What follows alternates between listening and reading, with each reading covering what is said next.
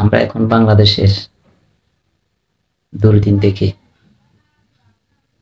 আমরা কি মনে করতেছি, না মনে করব যে বাংলাদেশ অনেক বিপদে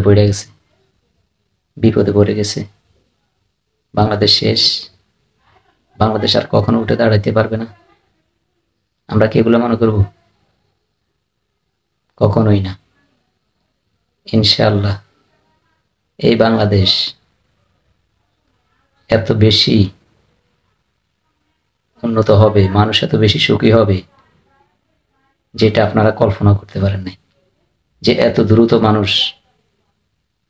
মানুষের সাফল্যে পৌঁছাতে পারবে সব মানুষ। ইনশাআল্লাহ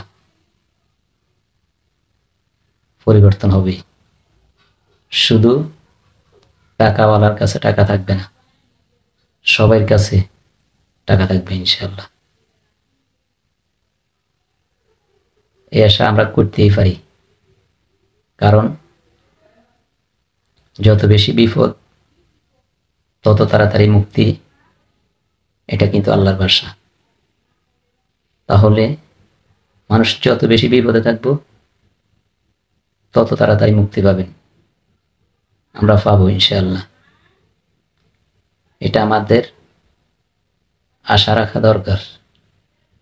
আমরা হতাশ হব না কখনো, হতাশ হওয়া উচিত না। হতাশ যদি হয়ে যাই তাহলে আল্লাহর উপর থেকে বিশ্বাস চলে যায়, আমরা আল্লাহকে বিশ্বাস রাখার মতো আর ইমান থাকে না।